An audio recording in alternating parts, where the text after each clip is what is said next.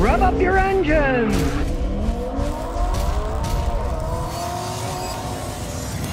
All right, here's a blast from the past, only it's in the present. It's a 1985 Camry that a guy just bought for $1,000. It only had like 104,000 miles on it. Well, we're gonna learn a little about Camrys, a little about how long things last, and a little bit about the past too. See, it's in pretty good shape. It's only got a little over 100,000 miles on it, so it's low mileage. Interestingly enough, since this is an 85, they were technically compact cars to begin with. It wasn't later that they decided to make them a little bigger and call them a mid-sized car. Delve into the past here, but you see how old this car is? It's 1985. Look, the stupid things aren't even torn or ripped. These hold up. The Japanese wanted to make something that held up. Look at the back seats. Now the back seats are even better because old people owned it. Maybe their grandkids didn't go in it very often. It's amazing what shape. Even the headrests are still in good shape. Basic automatic transmission in it. And we get under the hood, a Toyota Inline 4. This is the 2SE Inline 4. Now it does have a rubber timing belt, but it's not an interference engine. Now the owner didn't know, so he paid a guy to put a timing belt on it, which, I mean, it's 1985. It's a rubber belt. A smart move anyways. It wouldn't hurt the engine if it broke, but then you'd be stranded somewhere. And let's face it, if you got a mechanic you trust to do the work at home, get it done. Because if it breaks while you're on a trip somewhere, you're taking pot luck. Could be an absolute idiot that doesn't know how to put them together, or they'll just you on price because they see, oh, he's from Michigan and we're in Colorado. Let's see how much money we can get out of this guy. It's a good idea to change it anyways, even though it's not an interference engine. And here's the funny thing. He just came here from Michigan, Tennessee, right? He got 30 miles a gallon. This isn't a 1985 car, right? Matrix is 2007. I get 32, 33 miles a gallon on the highway. All that difference, not much better gas mileage. And if you remember the video I made last week on a 2022 Toyota Corolla Cross, it only got 1 mile a gallon better than my Matrix does, and the Matrix is 15 years older. Between 85 and 2022, what are you getting? 3-4 miles a gallon better on the highway. That shows you there's only so much you can get out of an internal combustion engine that you can drive as an everyday driver that isn't slow as a snail and won't get out of anybody's way. Still gets 30 miles a gallon. They knew what they were doing back then. Back in 1983, they only sold 52,000 of them. Since then, they have sold tens of millions of these things, and in 2021, Toyota Camry became the best-selling sedan in the United States for the 19th year in a row. So people obviously like these things. Do they like them because they're beautiful? Well, not really. You know, I had a Corolla and it wasn't beautiful either, but it always got us where we were going. And of course, that was before the days of everybody has to have an SUV. Nonsense, I say. I had 2 strapping sons. We drove around that 4-door Corolla for decades, going on vacations all over the place. You don't have to have an SUV. And of course, lower to the ground, you're always going to get better gas mileage. There's less weight you're pulling. They're more aerodynamic. And really, there's plenty of room inside these things. Look, there's plenty of leg room in the back. Old school trunk, it's not electronic. You pull a lever. You can see they got a lot of stuff in this trunk. You can fit a lot, and guess what? It still doesn't even leak yet. The Japanese make very good synthetic rubber products. Now, when I was a young mechanic in the 1960s, we were always changing hoses and belts on American cars because they used natural rubber products back in the day. It rots after a certain period of time. But the Japanese, they were really an early proponent using a lot of synthetic rubber. This is a 1985. It's still got a bunch of original rubber components on it. That's how well made these things are. Now, granted, it's got a rebuilt starter. Eventually, everything wears out. Here's the interesting thing. It may be 1985, but look, it's still a plastic radiator, but it's still the original one. You can see here we're really delving into the past. This is what the original airflow meters look like. There's a door inside, and the air coming in opens the door and tells a potentiometer inside how open it is. It's not like a modern mass airflow sensor that's just a little bitty thing that measures the grams of air coming in. These aren't quite as efficient, but on the other hand, this thing still gets 30 miles a gallon on a highway. So who the heck can complain about that? So I'll close the door and get inside. Check it out. Here's what the keys used to look like, little bitty things. Starts right up. Still sounds really smooth.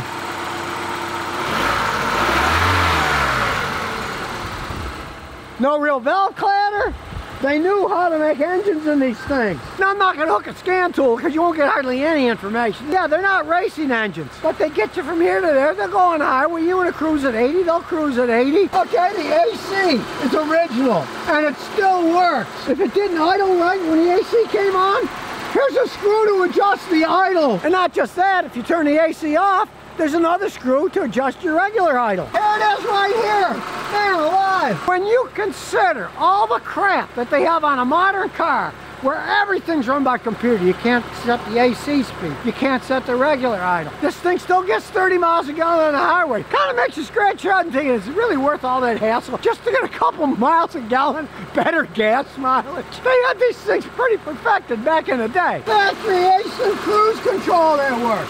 The power steering still works. So let's take it for a spin. Now, yes, this is old school. For you young people that don't understand, this is a hand crank window. You turn this crank and the window goes up and down. So let's see what this 96 horsepower can do. And you notice it does have a top of the line stereo. AM, FM, ooh. It does have overdrive on the transmission. No backup camera, you gotta look in the mirror for this one. Okay, there's a tiny bit of vibration, but that's normal. These 4-cylinder engines don't put out all that much power, and they did not have a counterbalance shaft in them. They're smooth enough when you're going down the road. Look, we step on the gas.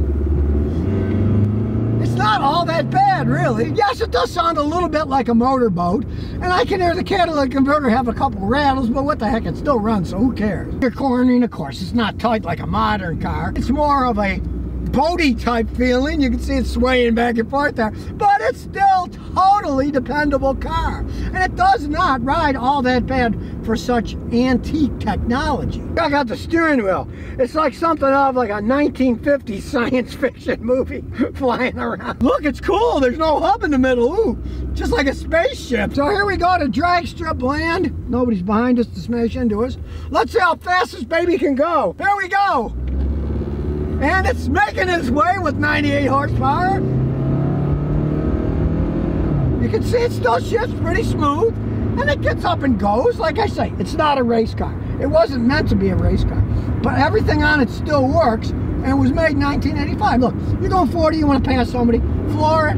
And yes, it's not extremely quick, but the speedometer does eventually get up to 50 miles an hour. Now compare this to a 2022 Toyota TRD Camry with 305 horsepower. You'd think they came from different universes, but this is their great-great-grandfather. Who knows, maybe the TRDs won't be running when they're pushing 50 years old. God, it still tracks good. Look at that. It's amazing how well built they made these things. And if you notice the quality, look, even the door cards aren't worn out on the driver's side where the knee hits it and everything. The Japanese really overbuilt these things when they made it. But no cup holders. Oh, I can't be seen driving this thing. There's no cup holders. But it's surprisingly quiet for how old it is. It's not making any particularly wheel-bearing noises or creaks or, you know, even the plastic in these days was better made. And yes, the horn still works. Even though it sounds a little weird, they always did on these things. And look, a real clock. It's an actual quartz clock. It's not some digital stuff, and it keeps good time too. Does the AC work? The heat does too, and I'm bursting. Turn that heat off, it's too hot. Look at the headliner. It looks like the day it was made. There's no crinkle. It's not sagging down like an old Arab's tent that you'll see in American cars. Now, here's a real advice about cars that are old. This is the original paint of this car, 1985. It's still in excellent shape, and here's why. Okay, you know what ruins paint? The ultraviolet rays of the sun up here. White reflects most of it, so it doesn't damage it as much. The darker the color, the more it's going to fade. And of course, today's cars, a lot of them have the metallic flake paint because people like the way it reflects. They'll also fade more too. And yes, back in the day, they knew how to chrome plate things too. It's still shiny. If you are looking at one of these old things, the only problem this has is, you can see this particular part here on the fender is rusting away. He's gonna get it fixed. You wanna check all that, because if you get an old one and it's rusted, or get yourself a little magnet and put it on, if the magnet falls off, you'll know it's all Bondo. Then it's not really a good idea to buy one of these things. But this thing is in immaculate shape. Look at the chrome trim. It's still shining in the sun too. The original Camry. That was a compact car. Then they became mid-size cars, and basically today you probably call them a full-size cars because everything else is shrinking. They've sold tens of millions of these things. This was the beginning. It basically shows the Japanese philosophy of build it a little better, a little better, a little better. Unlike the Americans, which are build this, let's see what happens. Oh, it didn't work. Okay, throw that one away. Let's think of something else. They just go to a level of perfection that's unseen in American manufacturers. That's why they sell so many of them. People say they're boring. Well, if you want an exciting car that breaks down all the time, you never know if it'll start, go ahead, get a Chrysler, get a GM, and then your life won't be so boring. Me, I'd rather have nice boring transportation to get me where I'm going and not worry that the car is going to start or that's going to break and cost thousands of dollars to fix. If an 85 can still run this well, boy, that tells you something. So if you never want to miss another one of my new car repair videos, remember to ring that bell.